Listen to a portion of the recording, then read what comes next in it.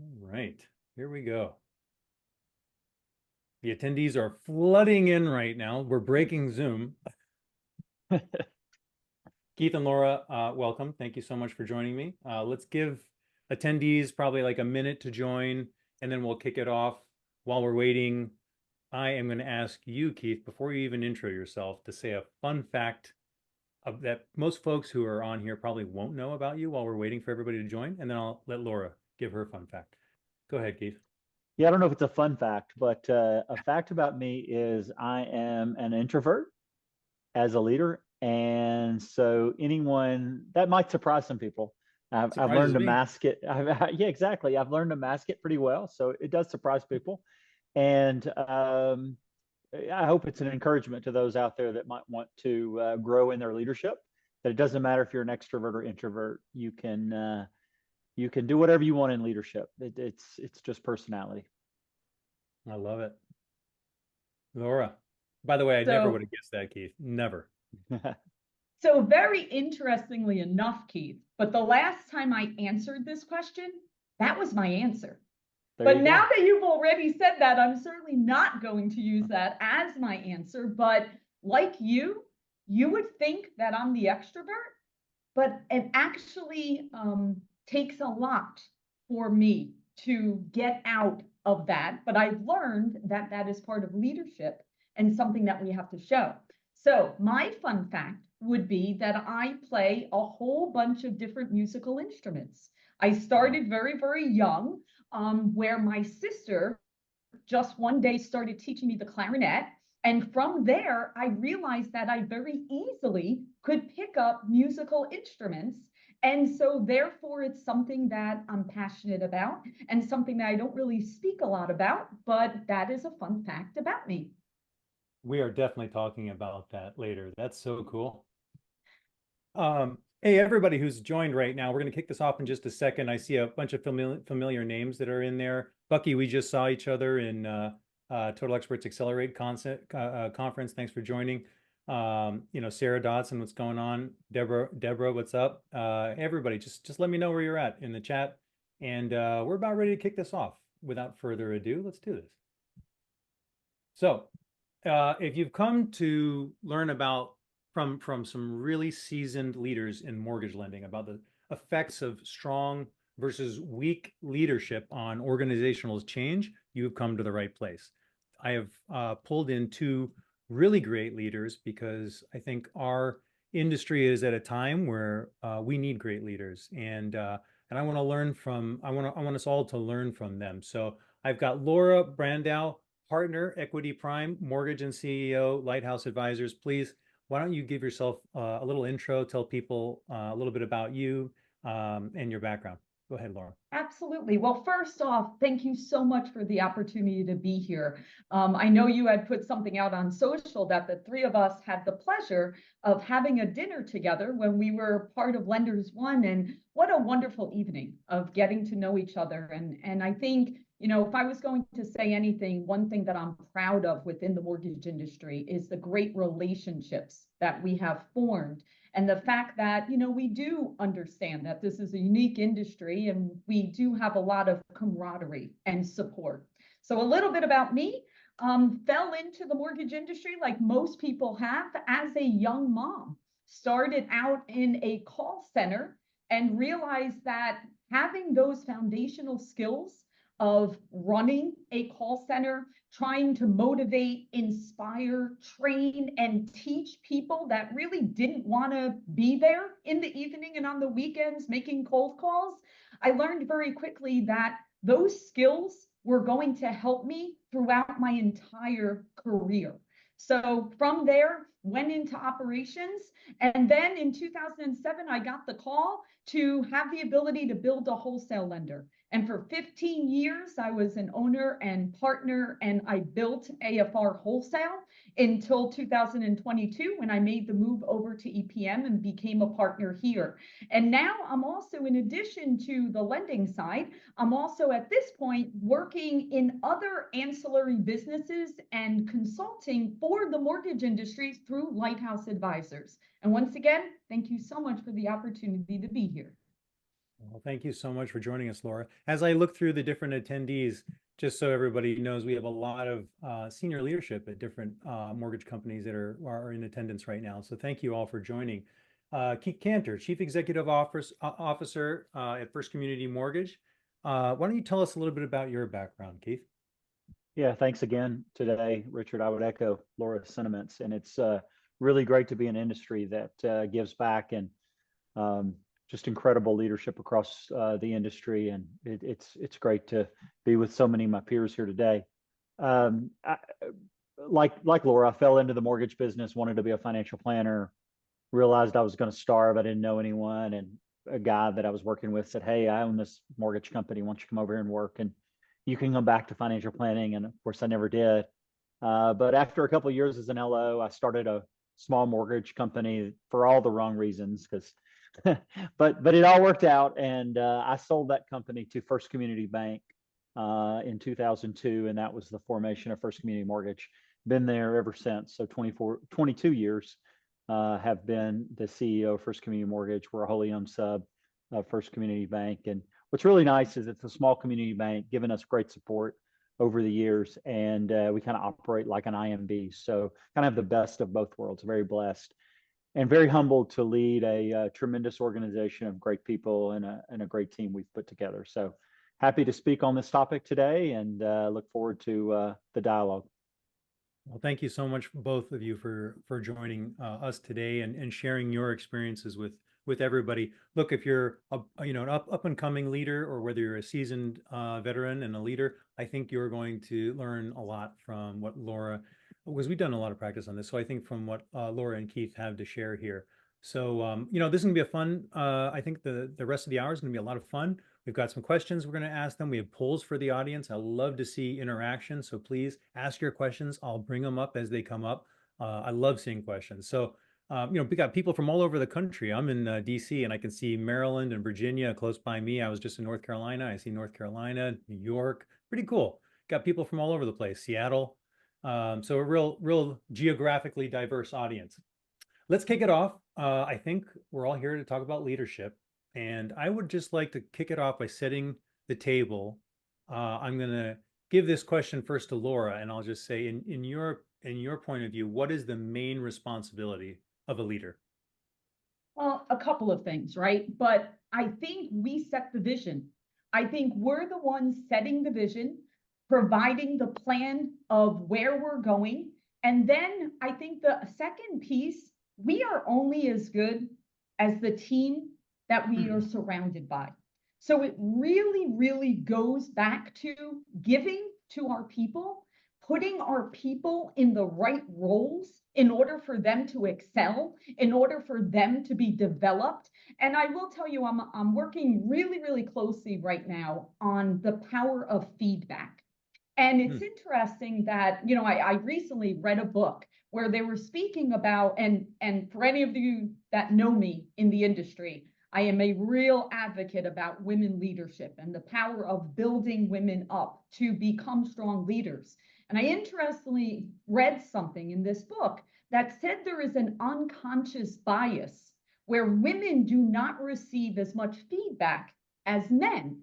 And the reason why is, number one, people are unsure how it is going to be taken, and therefore they hold back.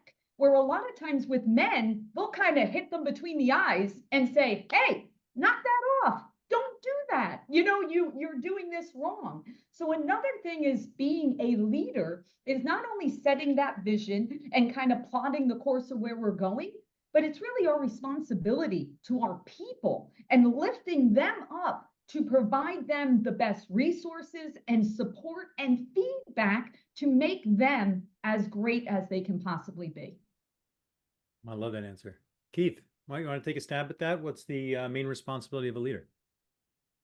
Yeah, I think it depends on which stakeholder you talk with, right? Because I'll say something controversial. I don't think it's controversial, but nobody wants to talk this or put it on their website. But the reason why a for-profit company is started is to make money, right? So if you're talking to a board of director or a shareholder of your organization, the main responsibility of the leader is to make money.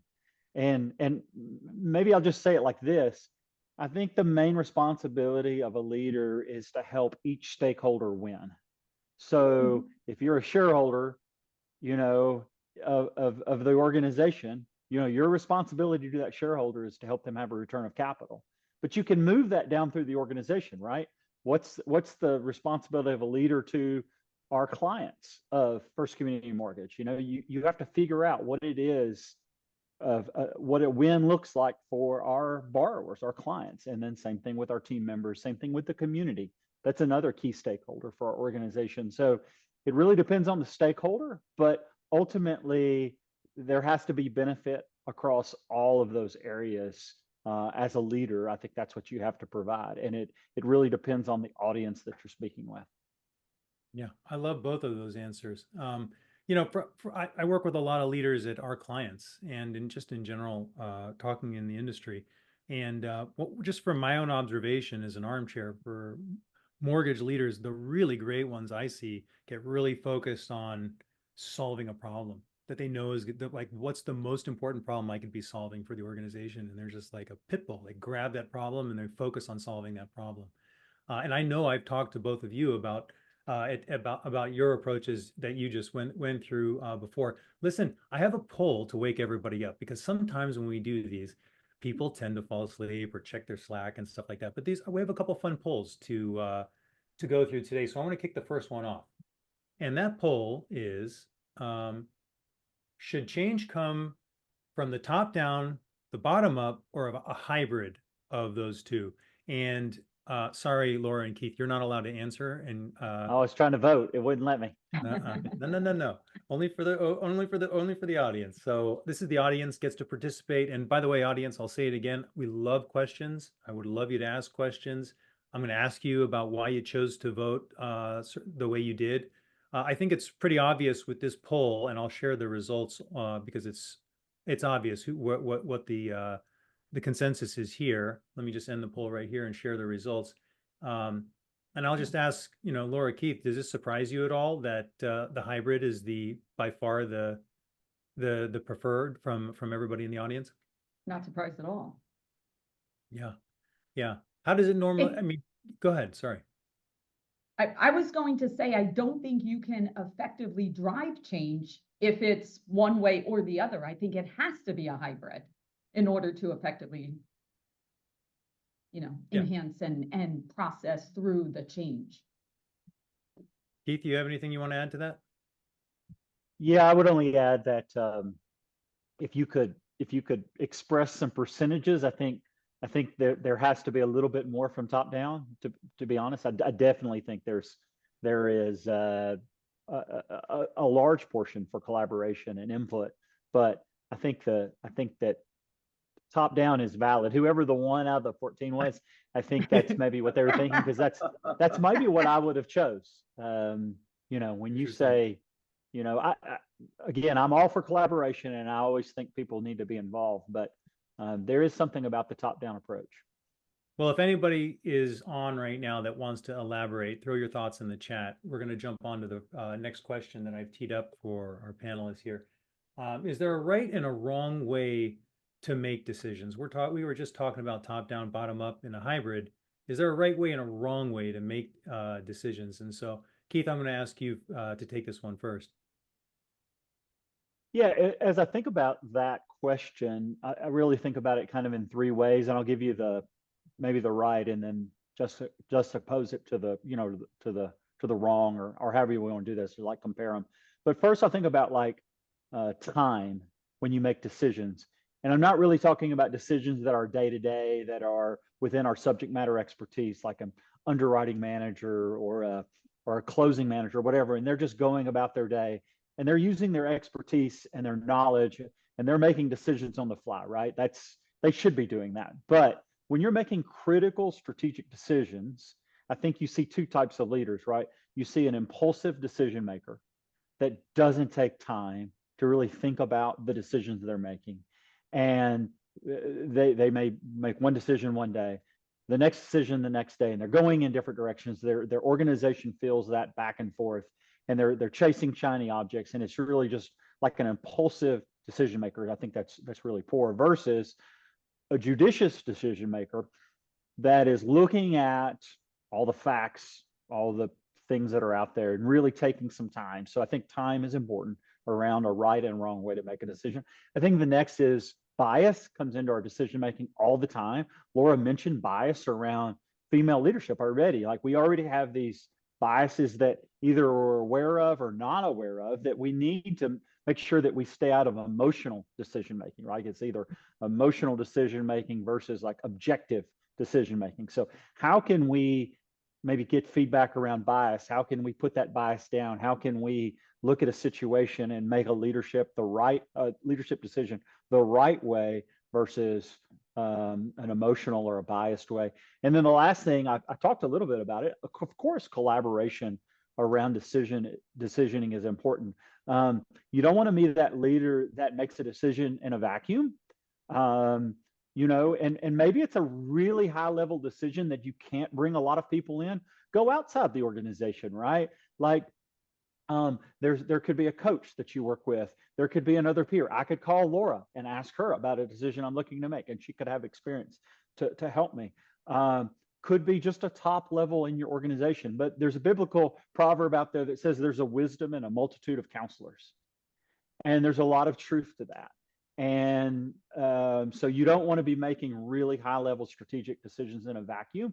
Now, yes, as a leader, are you called upon occasionally to make a few of those? Yes, but primarily you have the time. You want to be judicial, you want to be objective, and you want to get some counsel. I love it. Laura, do you have anything you want to add to that? Sure. And, Keith used a lot of great words in there. He used the word of making emotional decisions. And Richard, you even had said, we're problem solvers. In the mortgage industry, you're correct. The best people, a lot of times, that rise to the top and make it through are problem solvers. They're people that can identify there's a gap, there's a blind spot, there's something that's a pain point. What can we do about it? But the wrong way to make decisions, to Keith's point, is number one, jumping too quick, being emotional. Now, there are times in the industry where we have to, right? There is something where we have to, on the fly, make that decision, and we have to stand by that decision. Whether it was a good one or whether it wasn't a good one, sometimes you have to make that decision. But I'll tell you, I'm a big fan of L10 executive meetings, a very big fan of them. If we are in an organization where they are run properly, meaning that you're actually bringing up the issues, you're actually going through the consensus of this is something that I want to bubble up, I would like everyone's opinion on this, and therefore, there is ultimately a decision at the top, to Keith's point of, how things are run, but getting all of that different perspective. And another very big thing that I'm harping on right now is asking questions. We find that sometimes, what's the wrong way to make decisions? Not asking enough questions and truly diving deep to understand, how will this affect? What will this decision, how will it affect our clients? How will it affect our other team members? How will it affect our future of the direction that we want to go? And so many times I see where decisions are made, even collectively, but we don't necessarily stop and ask the appropriate questions to where we can make those educated decisions. Laura, what you brought up that I don't even have as part of the questions for this event is you brought up the leadership, the way to manage the company in your L10 meeting. And we used to run that at a company I was at before. We used to run L10s very successfully. As a matter of fact, I think it was a big part of our success was the leadership team was very close knit and aligned on what goals are most important for the company, because that's what it Correct. really is. And it makes those very clear with KPIs. So, you don't have to use L10. You can use OKRs or whatever your chosen choice of leadership management is, but it definitely helps get the organization aligned. And I love that you brought that up. I am going to just real quick call out a comment that Matt made in a question on the poll before. And he said, I would like actually, Laura and Keith, if you have a comment on it. Matt said, does the poll reflect a lack of top-down leadership in our industry? Remember, Keith, you were saying, hey, I would have checked top-down. and only one person out of all the folks that did the poll checked top down. So, you guys are definitely in the minority. What do you think about Matt's comment there where he says, does the poll reflect a lack of top down leadership in our industry? Maybe just this call, but I don't know. There's some great leaders in our industry. I think we're all trying to figure out the best way to efficiently run our organizations. And I do feel like, right now, the prevailing sentiment of leadership books and podcasts and things that you hear is all about, collaboration and, and getting, the organization aligned and behind you. And there's a lot of wisdom to that. So I don't know that it's an indictment on leadership. I just think it's the prevalent leadership style today. And it's probably the best, I think. I mean, I think we're going to get into subjects here on this podcast, which are going to talk about why building a consensus in your organization is important. I'm just a strong believer that, Laura talked about it. The leader's got to set vision. The leader has to establish some things that are, in a sense, non-negotiable, but ultimately you need a lot of input from your team, on how to get there and the way you go about it. So I don't know if it's an indictment on leadership. I just think it's where we're at today in our. Yeah, and to Keith's point, I mean, if you went back to 1980s, 1990s leadership style, it was very dictator-like. I mean, I know when I was a young person in the mortgage industry, that was the way it was. This is what you did. I don't really care what your opinion is. I don't really care what you want to do. This is how you do it. Now, I think we've really evolved. Now, to Keith's point, there are certain things, absolutely, top down, it has to be that decision, and that's the direction we're going. But I'm also someone where the why is extremely important. If we get into change management and how to effectively drive change, people are going to get behind why. Why are we making this change? Why are we changing technologies? Why are we changing the strategy of the company to go all in one channel? Or why are we deciding to go in this direction? Understanding that why, again, it is the style now. I mean, right or wrong, that's kind of the consensus at this point. Yeah, I love it. So listen, I want to wake the audience back up again, Laura. Thank you very much, Laura and Keith. I'm going to wake them back up with another poll. And let me just quickly intro the poll.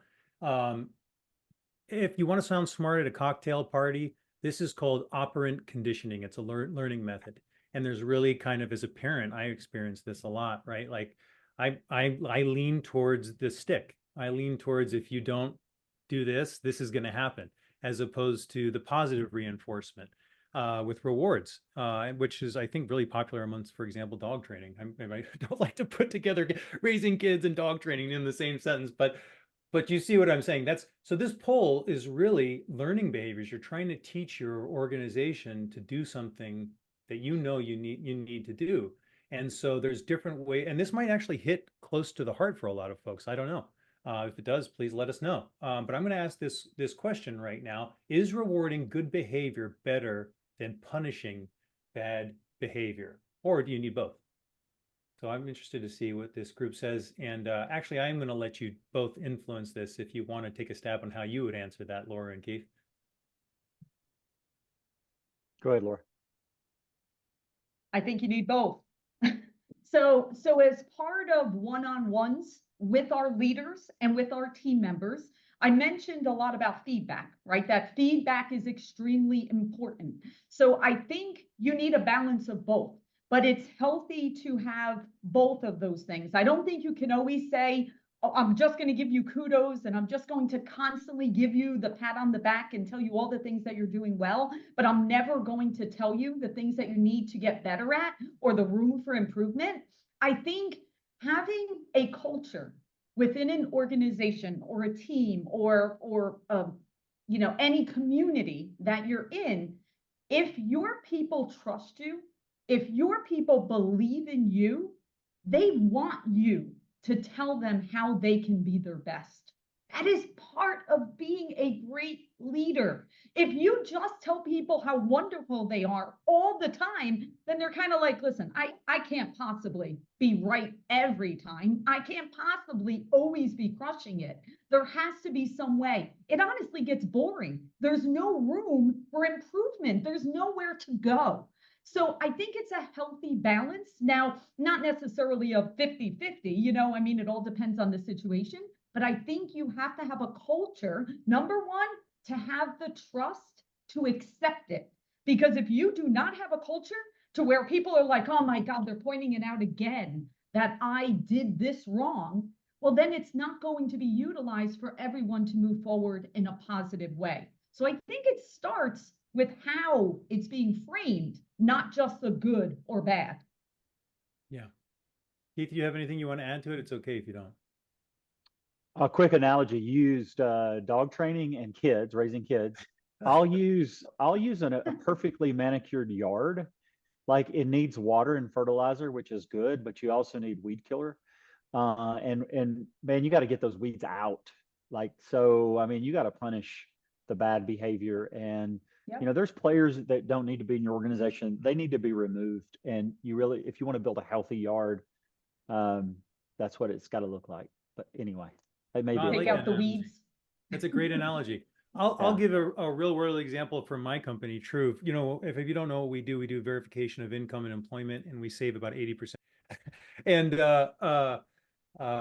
there's positive rewards that I've seen amongst leaders who roll our technology out. The technology is fantastic, but a positive reward could be like a contest, right? The loan officers who do the most verifications get a reward, that kind of thing. And then there's basically punishment that's put out there where, hey, if you use the incumbent provider and you don't use Truv at the top of the waterfall, you're going to eat the cost for your branch or something like that. And I've seen both be super effective, by the way. So like I'm not making a judgment at all. And I think you can see that in the poll results. By the way, Laura, it was neck and neck the answer was neck and neck, yes. And you need both until you started answering. So you definitely influenced the group. I definitely want to throw that out there.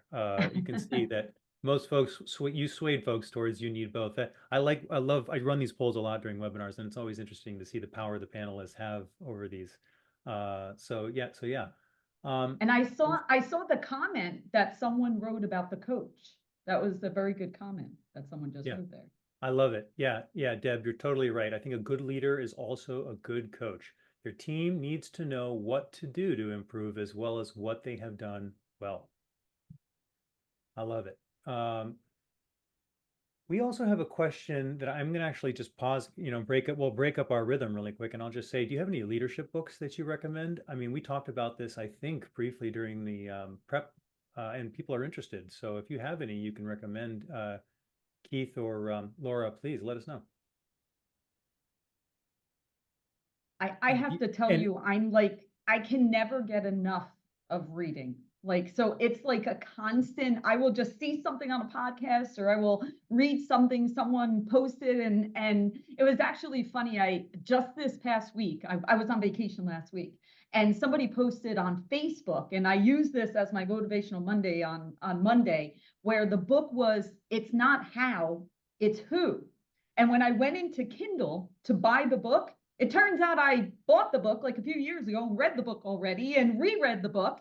And that particular book, not specifically about leadership, but it was speaking about the power of team and the power of building. Again, all of this that surrounds leadership is really what we're building collectively together to accomplish whatever our mission is as a company, to serve, and ultimately, to Keith's point, and to be successful and profitable.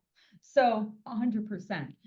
Good to Great. I love that book. I think that is a phenomenal book. I mean, John Maxwell's, if you go to the basics of leadership, right, with his leadership principles, we actually just read that book. And my favorite on the top list at the moment that literally we're focused on as an organization is Unreasonable Hospitality. That is my #1 book right now. And for anyone out there, read that book and realize that all of us can get better at what we can do to serve, whether it's internally, externally, to our communities, to our families we serve, to whoever we do business with as clients and partners. Unreasonable hospitality. Phenomenal. Love it. Keith, do you have any off the cuff? Yeah, I would just say that Laura mentioned Maxwell, and I think the reason why Maxwell is such a great leadership author and speaker is because he can give you analogies that are really simple to understand. And I always like the 21 irrefutable laws of leadership, and because it's so basic, and I can remember them, oftentimes when I encounter things that I'm dealing with on a daily basis. So anything that Maxwell does is great. Like, that's old school, but it's really good. Yeah. I think I'll throw one out there, and it's Never Split the Difference. If you've ever read that book, that's Art of Negotiation by an FBI hostage negotiator. Very entertaining too. Good book. All right, let's keep going. This question is going to be, I'm going to tee this one. I think, who did I do last time? Maybe Keith or Laura? I think I went, so yeah. Keith, you're going this time. How do you overcome team objections and change mindsets? This is really near and dear to me, especially working at Truv, because we are changing the way people did verification of income and employment. It's a consumer permission platform. Literally the borrower logs in, it takes 2 seconds and it's done. But it's different from pressing a button behind the scenes. And so there is team objections and change management, and there's very successful playbooks that we have. But I would love to hear from both of you. How do you overcome team objections and change their mindset? Yeah, I think first, the first component that has to be there is an alignment to the mission, vision, and values. If you don't have that, you're really just fighting an uphill battle that I don't know that you can win, right? Like, your team has to be, all in on where you're going and how you're going to do it, and like how you're going to go about it, right? What are the values of the organization? So if you have that, even if you have that, it's still going to be a challenge, right? Like Laura had mentioned, active listening. Like she was talking about that. How you listen, how do you validate concerns in the journey? How do you communicate the benefits that are going to take place with what we're trying to achieve? A lot of times you've got to provide the data and the transparency that people need to see so that they can remove that bias of how we've always done it is the way we need to keep doing it. Like, why do we need to change, right? So you give them the data, you give them the transparency, and then you start to build the consensus through collaboration and the work together. And then as a leader, you got to provide them the resources, the tools, everything that they need, and then big celebrations on the wins. And then you just start over. It's just a continual process, right? Like, once we've done that, then we kind of move to next, and we just build on that. And it takes time, right? It takes years, but you start to build a culture of continual improvement. And the idea that it's not about change. This is just the norm that we live in. We're always, trying to improve and get better. And just because we've built this culture of improvement doesn't mean that we're criticizing the past. Do you have anything you want to add to that, Laura? For my part, I just love the rewarding, celebrating the successes. I love that. I think that's a lot of folks miss that, actually. So important. So important. Going back to my unreasonable hospitality, there's a part in there that spoke about Chick-fil-A, because everybody always says, what a great measurement of, consistency. You know what you're going to get every single time, regardless of where you go in the country, right? And they said that it took 7 years to accomplish having that consistency, and everyone using the same terminology and the same responses. So although sometimes you see things now that have just become normal and just have become, oh, that happens every single time I go there. But it took them 7 years of painstakingly reinforcing, first, to Keith's point, communicating. Why are we doing this? Why are we looking to have you say this when you first greet a guest, when you give them their order, how long the wait time is, what happens if there's this many cars that line up? How do we take care of that? What happens at those moments? And getting people to understand why are you doing this? What is the important? Then, of course, defining those objectives, right? Inviting your team. I do like collaboration. I want to invite my team in the planning, in the implementing, in the evaluating the change, involving them also with thinking who needs to be aware of this. Something, very early on in my leadership career, I would think, oh, I don't have to involve, I'll just pick a department. I don't have to involve post-closing. Why does post-closing need to know about this change that I'm implementing on the sales side? Yeah, big mistake.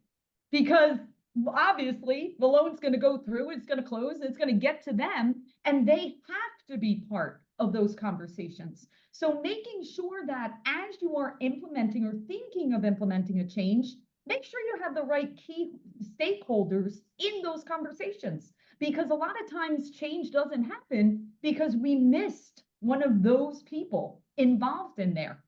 Then I always appoint change leaders, someone that's going to quarterback this, someone that's going to, whether it's one or whether it's multiple people, depending on the scope of the particular project, but you kind of need someone that's going to manage this change and make sure that it's happening. And to Keith's point, be transparent. Let your team know what these changes are. Don't be afraid to share, reasoning with them as to what this is going to do, what the outcome we're looking to do. And bottom line, what Keith said, so important. Keep them up to speed as to the progress you're making and celebrate those wins, whether they're little wins or big wins. And, it's interesting. I'm thinking back of a particular time where it was a really big refi boom.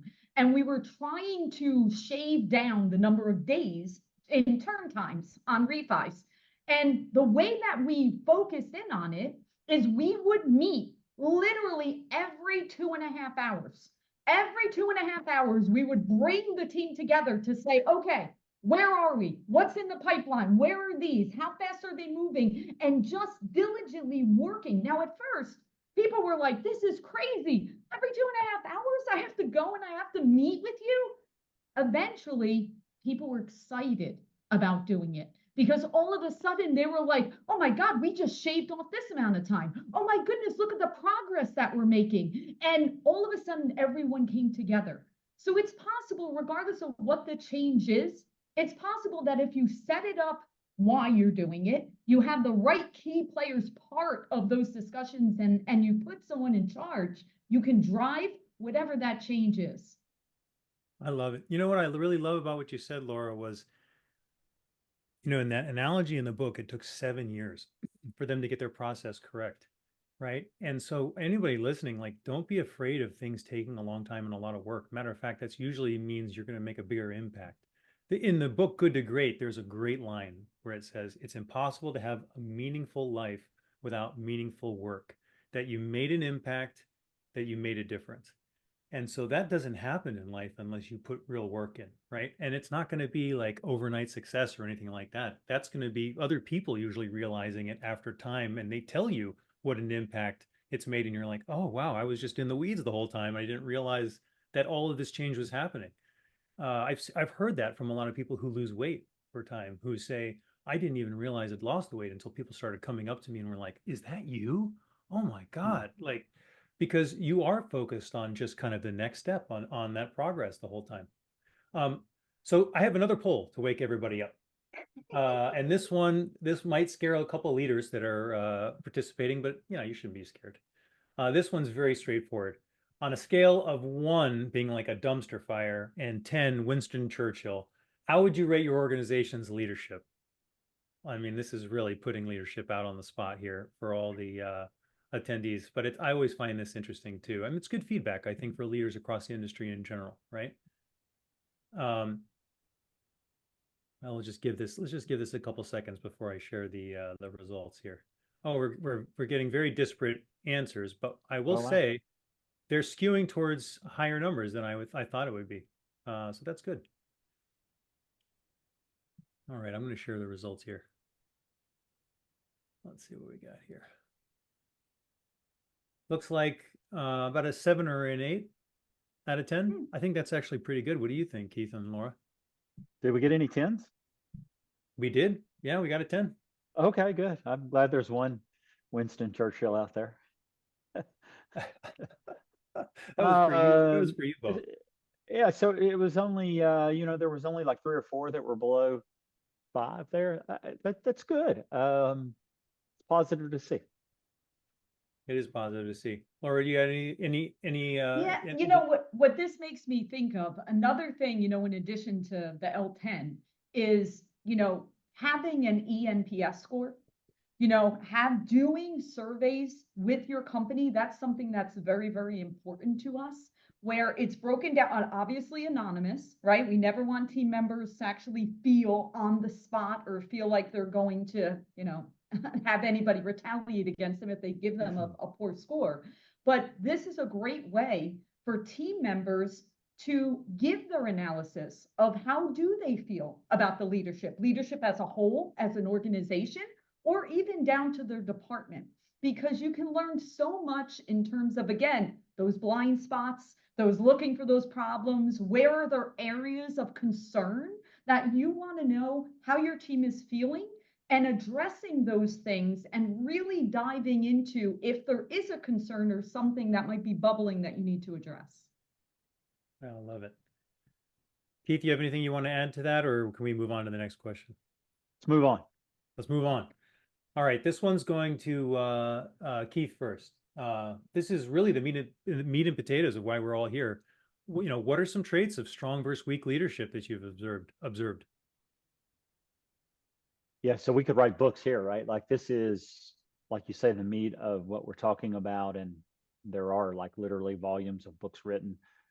I'll just highlight a couple, and really I'll highlight a couple that I think I've struggled with and I've done good and bad with. And first is, one thing that I think that I've done well over the last few years is really spend a lot of time trying to self-assess and understanding what my strengths and weaknesses are. And I think ultimately, like self-awareness is at the top of my list, because you really need to delegate your weaknesses as a leader, and you need to enhance, take your strengths and like maximize those and spend a lot of time those. That's what's going to bring the most value to your organization. So if you don't know what those are, if you don't know where you're at, if you don't know how you're showing up in a stressful situation as a leader, really, some might assign this as like maybe some, a leader has to have some humility, and that takes time, right, to have that. So that's one thing. I think another thing is, willingness to put aside the fear of people. I struggled with that. I struggled with fear of people for a long period of time. You got to remove the politics, the favoritism, the nepotism. This can sometimes be a leader's downfall, right? Is if you want to build a great organization, you have to put the organization first, and you can't bow down to, factions and play favorites, or because you want to be popular, make those decisions. And then I think that what I'll kind of close with, although I could just like keep going on, is I think, and I'm really not trying to brag, or I'm not trying to bring attention to FCM, but we've been around 22 years, and I'll even focus in on the last 3 years. I think that what my people appreciated was the perseverance of me just showing up every day, leaning in, not shying away, and just like getting in front of them as much as possible, and like just showing up and persevering.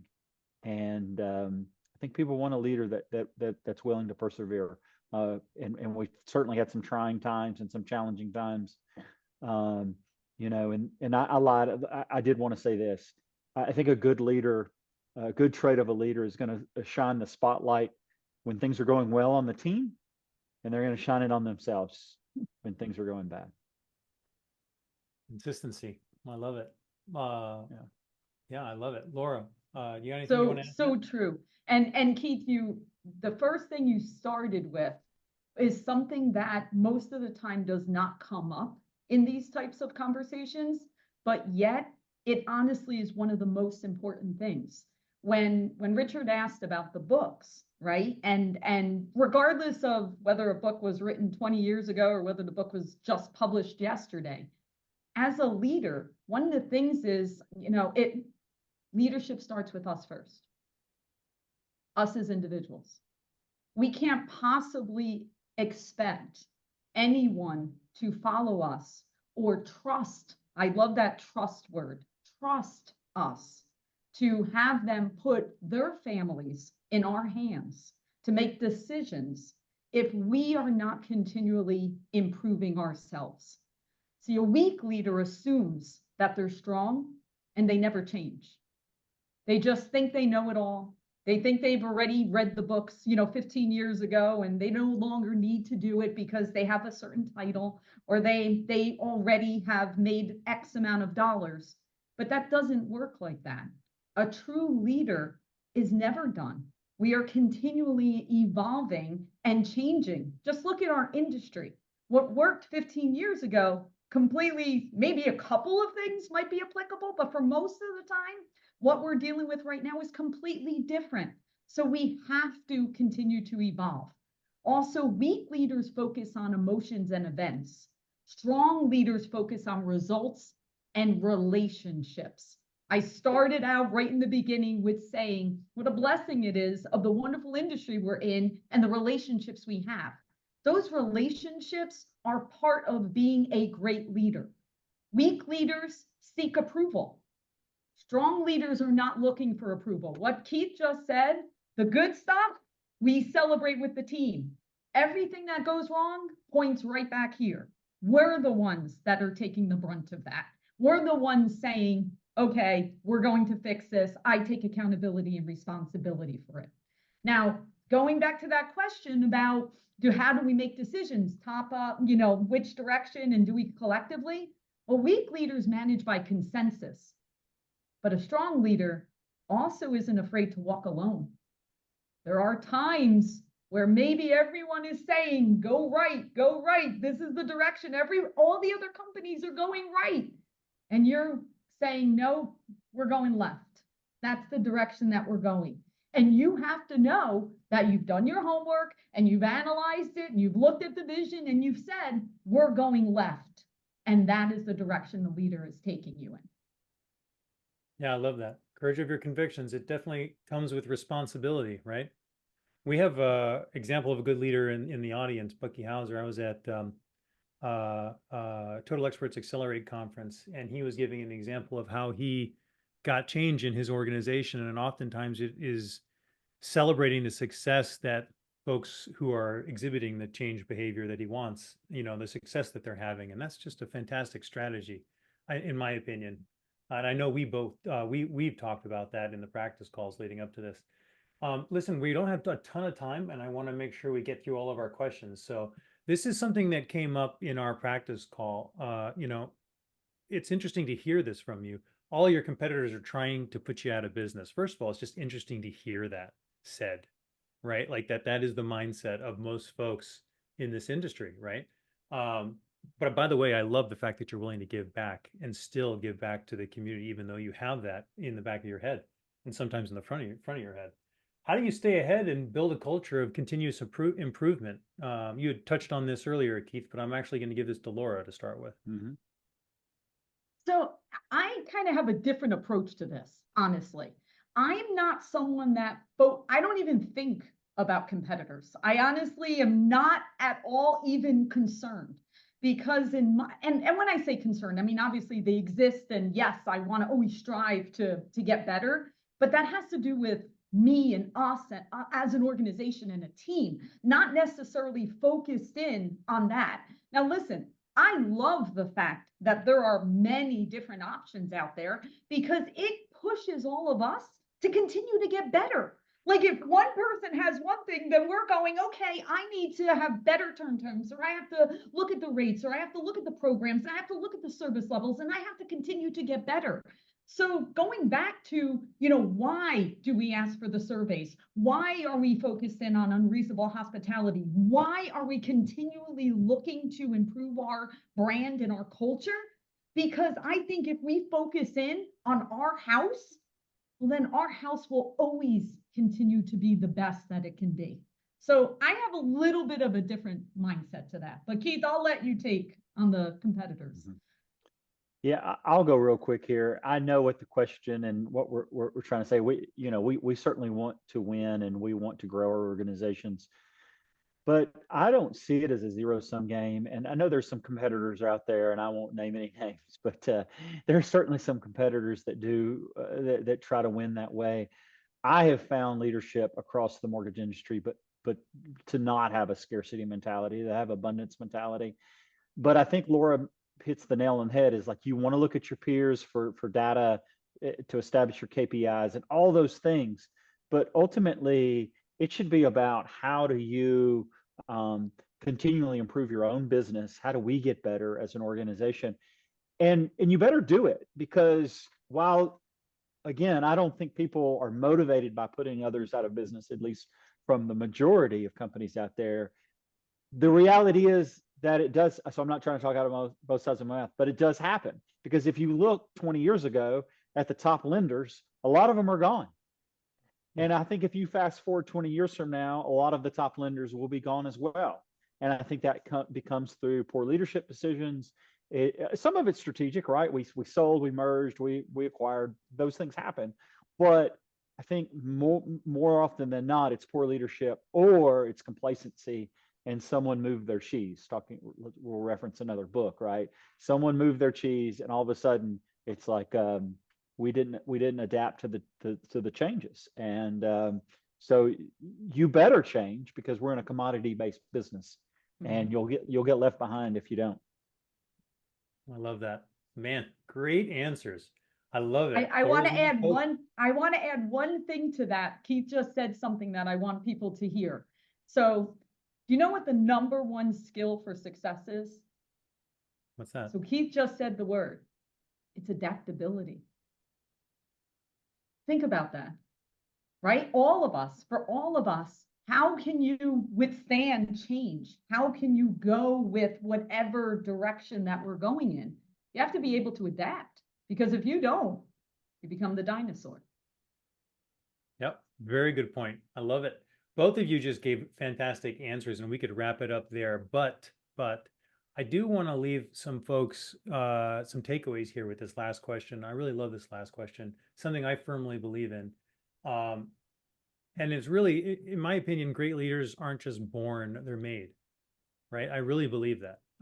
It's like, I just think that's a fact. And I think it comes through the experiences that you have over time and what you learn. And so, I would just ask both of you, for folks who are kind of, in the audience right now, maybe you are a very senior leader, maybe you aspire to be, and you're on that journey. What are some of those pivotal learning moments? You might call it a tipping point that you've had in your career. Because you both spelled it out in the beginning. You guys started almost at the bottom of a totem pole and worked your way up in these careers. So there have to have been those pivotal moments in your careers where you just had a really aha moment that you might be able to share and help someone else out who's in the audience. Oh yeah, I'll let Laura lead out here. Okay, Laura. I'll tell you what I realized I was doing wrong, that I had to get better at, right? My pivotal moment of the biggest thing. Well, as I came up through the ranks in leadership, I had a real struggle with delegation, a real struggle, to the point that I was a lunatic, working probably 18, 19 hours a day, nonstop, because I believed in my brain that I could do it better, faster, whatever, right? Meaning that I couldn't possibly be able to get as much production out of someone as I could do myself. Big mistake, huge mistake. If anything, that right there is a definition of a weak leader. At that moment, I was completely doing that wrong. Now, luckily, I had the CEO of the company at that time. He brought that to my attention. He said, Laura, you are a phenomenal, everyone loves you. They want to work for you. They want to run through the wall. You're great at execution. But if you don't start to delegate and building up a team around you that can actually move us forward and be able to scale, you'll be stunted that you're never, ever going to go any further.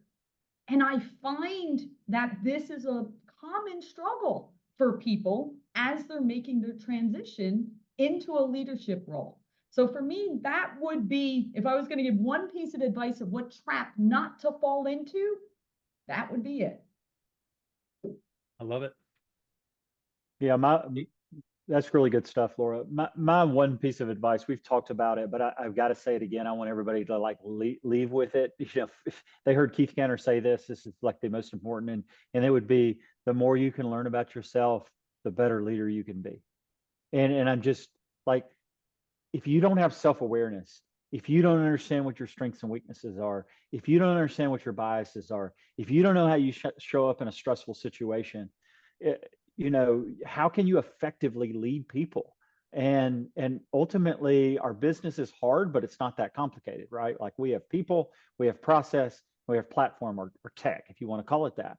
And you know, what biases and how do you approach each of those things? Let me give you a tech bias right now. We're all talking about AI. And if you have a bias towards AI, well, then like, it's like you having a bias towards the internet or the smartphone, because it's coming. So you better like drop the biases, learn about it. I'm not saying that it's like, hey, you have to like put it over people. That's not what I'm saying, but you better get ready. And you would be burying your head in the sand. You would not be a good leader if you don't work through those biases. Yes, in an ethical and moral and treating people the right way method. I'm not talking about compromising values, but to think that AI isn't going to have an impact on our industry and our world, you're fooling yourself, and you're not doing your organization a good service. And so you got to figure out where those biases are, where those weaknesses are, and learn to navigate that way. So it's just continually learning, continually growing, and really looking in that mirror and figuring out the person that you are. Let me just say, you're both incredibly humble people. If you haven't had a chance to meet Laura and Keith in person, you won't realize this. I was shocked the first time that I met them, just how, you know, these are leaders of their companies, right? They built and sold companies. They're super humble. And so if you have questions after this webinar and you'd like to talk to them, you can find them on LinkedIn, you know, and reach out to them. I'm sure they're happy to talk to you. I personally count them as friends and want them in my network forever. So like, I would recommend anybody else who's, they've heard something that resonates with them, go connect with them on LinkedIn. If you got a question, reach out to them. They're servant leaders, true servant leaders. And I think a lot of people say that, but this is my opinion. I'm not just tooting your horns. I really do think you guys embody the servant leader, what you hear constantly. You guys really do embody that, that way of life. Thank you so much for everything, guys. I hope everybody in the audience enjoyed that as much as I did. I sure got a lot out of it. So we're going to send the recording afterwards, and we're going to send those book lists that the books that we mentioned to everybody. Keith, Laura, thank you so much for joining us. Thanks. It's been such a pleasure. Thanks, Laura. Take care, guys. Bye, everybody. Bye-bye.